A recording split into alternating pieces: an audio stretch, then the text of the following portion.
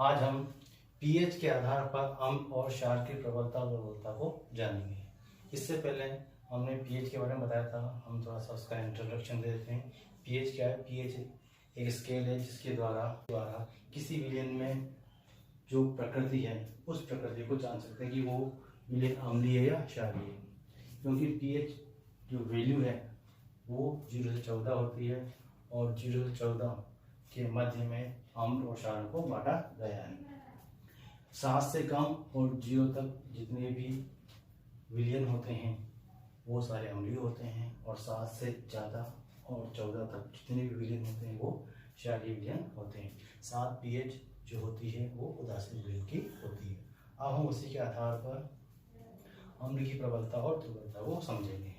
हमने बताया कि अम्ल जिसकी जो पीएच की वैल्यू होती है वो 0 से लेकर 7 से कम तक होती है, और उसी के आधार पर हम ये बता सकते हैं कि कोई विलयन अम्लीय या अम्लीय है तो प्रबल कौन सा है और दुर्बल अम्ल कौन सा है। यहाँ देखें, जिस विलयन में पीएच वैल्यू कम होगी, अर्थात अगर किसी विलयन में पीएच की वैल्यू 3 है और दूसरे विलयन की पीएच वैल्यू 2 है, तो जिस विलयन की पीएच वैल्यू कम होगी वो विलयन प्रबल अम्ल होगा, और जिस विलयन की पीएच वैल्यू ज़्यादा होगी वो दुर्बल अम्ल होगा। इसलिए हमने यहाँ लिखा पीएच वैल्यू कम तो प्रबल अम्ल होगा, पीएच वैल्यू ज़्यादा तो दुर्बल अम्ल होगा। यहाँ प्रबल अम्ल के और दुर्बल अम्ल के कुछ उदाहरण दिए हैं, जैसे प्रबल अम्ल HCl हाइड्रोक्लोरिक अम्ल, H2SO4 सल्फ्यूरिक अम्ल, HN3 नाइट्रिक अम्ल। दुर्बल अम्ल के कुछ उदाहरण हैं CH3COOH एसिटिक अम्ल, जिसे हम एथेनोइक अम्ल भी कहते हैं, और H2CO3 कार्बोनिक अम्ल। अब यहाँ हमने तो उदाहरण लिया, जैसे विलयन ए और विलयन बी दोनों की पीएच लिखी हुई है। विलयन ए की पीएच है 2, विलयन बी की पीएच है 4, तो इनमें कौन सा प्रबल अम्लीय होगा?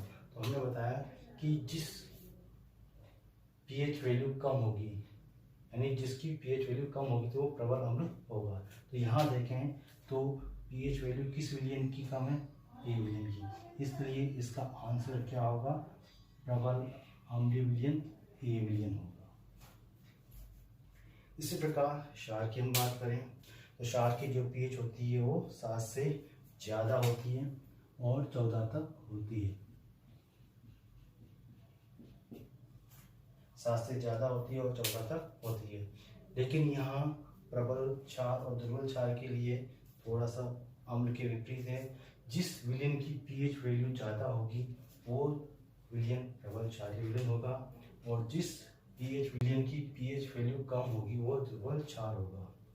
यानी अगर हम यहाँ देखें कि 2 विलयन हैं, कहते हैं विलयन और पीएच, विलयन एक्स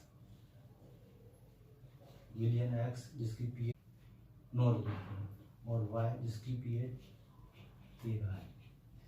अब हम यहाँ बात करें तो कौन सा विलयन प्रबल क्षारीय होगा, तो यहाँ पर हम देखें तो जो वाई विलयन है वो प्रबल क्षारीय होगा क्योंकि उसकी पीएच वैल्यू ज़्यादा है।